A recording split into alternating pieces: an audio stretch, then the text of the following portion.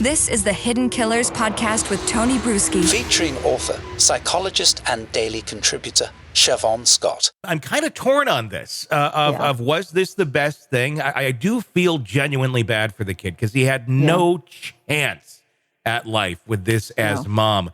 But at the same point, you know, if you have an animal like a dog or something and you abuse the heck out of it, you can't just, you know, take it to nursery pet day at the library with a bunch of kids and hope for the best, because it's not going to work out. Kind of the same sort of thing with putting him into society. Yeah, no, and this gets back to that dilemma that we see so often. Is a punitive prison the best set? I mean, for some people is, you know, if you're truly a sadistic psychopath and a career criminal, prison is the best place for you. Mm-hmm. But are there other people, I think of Gypsy Rose, you know, as somebody who they need to be contained. They need a different environment. Maybe being out in society is not the best thing for them, and we just don't really have an alternative. And the interesting thing about the empathy impairment, that is a feature of autism for many people. Not all of them, but for many people with autism, they're very concrete. They may follow directions of an authority figure, and the empathy doesn't kick in for them the way it does for the rest of us. So I don't know that he's psychopathic, and it may be that he is, and that would have come out in the personality testing that we don't see. And so I would like to see a lot more data. And I hear you. Is he vulnerable? Is he too damaged to be out in society?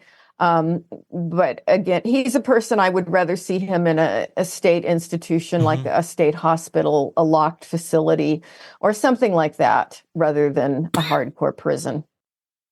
Is something like that just not an option for sentencing, or is that the choice of the judge of saying, well, prison is what you're going to? Was there not an option always to send someone to a state prison or a facility? Yeah, I'm not sure in that state of all the legal, you know, ramifications, because again, it differs state to state, which is kind of crazy. But there may not have been an option for that. When you look at him, one of the criticisms of the judge was, I don't believe you feel guilt here. I don't believe you feel that you've done something wrong. I feel that you feel bad because you got caught, but not for the actual crime itself. I found that statement to be, I don't know, it almost felt a little tone deaf, because, I don't know, watching this kid, reading this kid while he was giving testimony during the trial, I felt like he did show a bit of empathy. I mean, he felt awkward. It certainly wasn't necessarily, you know, how everyone or the a neurotypical or a healthy, you know, mind would maybe express it.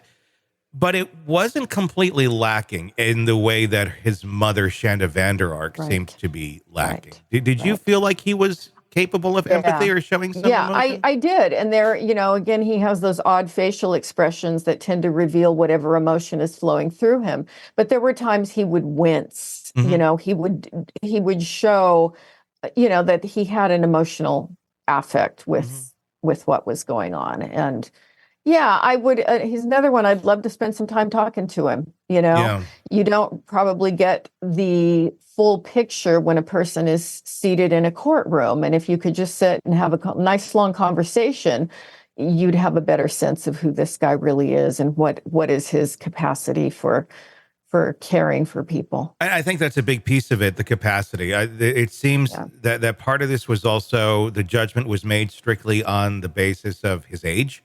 Of you're an adult now. I don't think he was an adult mentally. Capacity wise, probably more like a 14, 15-year-old, because I think he probably got stunted back there by mom. So, I mean, the fact, I mean, if let's say this happened when he was 17 years old, I don't know that he'd be going to prison for 30 years. I mean, granted, you know, 4 short years later, when he's 21, 22, something around there,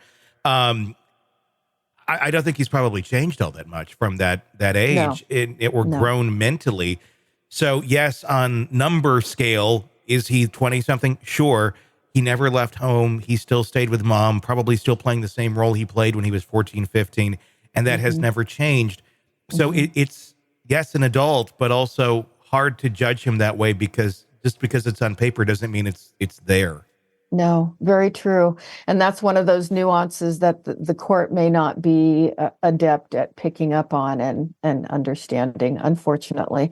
But that's how he struck me from the beginning. He seemed much younger than his age. Yeah, it's just a sad case all around. Horrible. Who knows what's going to happen there in prison? Maybe justice was served. Maybe, I don't know. At the end of the day, there's a kid that's dead, and those who were responsible are behind bars. So I guess that's somewhat of a win. Yeah, really sad. Want to listen ad-free? Want advanced access to all of our interviews before anyone else? Become a True Crime Today Premium Plus subscriber on Apple Podcasts. You get every episode commercial-free. So you can binge on true crime until you can binge no more. Search True Crime Today Premium Plus on Apple Podcasts now, or go to our podcast page and sign up now. More of the Hidden Killers podcast next.